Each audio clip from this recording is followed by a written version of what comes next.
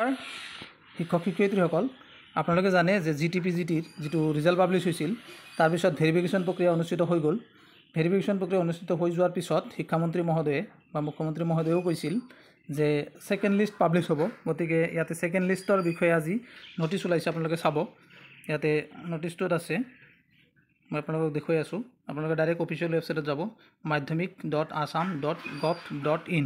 ইয়াতে আপোনালোকে গৈ অফিচিয়েল ৱেবছাইটখন খুলিব। ইয়াতে আপোনালোকে নিজৰ নিজৰ স্ক'ৰ, OMR ছিট এইবিলাক চাব পাৰিব। ইয়াতে আপোনালোকে OMR ছিট, নিজৰ পেপাৰ 1 পেপাৰ 2 তাৰপিছত ৰিজাল্ট যিবিলাক আপোনালোকে পাছ কৰিছিল সেইবিলাক ইয়াতে চাব পাৰিব।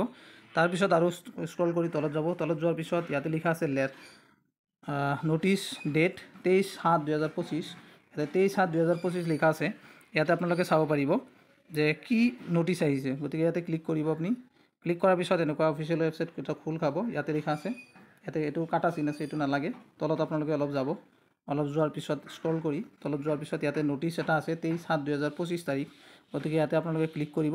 মই যিহেতুকে ডাউনলোড কৰি থৈছোঁ আৰু ইয়াতে দেখুৱাই আছে মাধ্যমিক শিক্ষাত ডাইৰেক্ট অফিচিয়েল ৱেবছাইটত। ইয়াতে নটিছটো আপোনালোকে পঢ়িলে গম পাব। ইয়াতে ডাইৰেক্ট লিখা আছে second list of some of the eligible candidate against graduate teacher post of TCR 2024 along with the list of selected candidate for graduate teacher Hindi. যিসকল কেণ্ডিডেটে হিন্দীত পৰীক্ষা দিছিল বা গ্ৰেজুৱেট টিচাৰ হিন্দীৰ কাৰণে পৰীক্ষা দিছিল সেইসকলৰ ৰিজাল্ট পাব্লিছ হোৱা নাছিল। গতিকে সিহঁতৰ ৰিজাল্ট ইয়াতে অফিচিয়েল ৱেবছাইটত পাব্লিছ হ'ব। ইয়াতে madhyamik.assam.gov.in ইয়াতে গৈ আপোনালোকে চাব পাৰিব।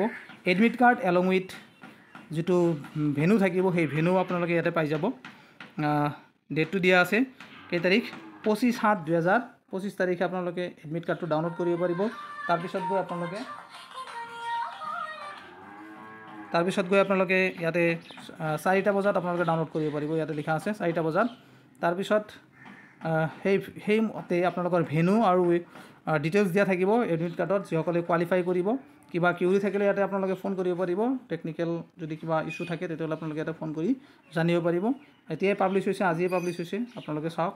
ইয়াতে লিখা আছে 23/7/2025 তাৰিখ পাব্লিছ ডেট। তো নটিছ এইখিনিয়ে আছিল বিশেষ আপডেট।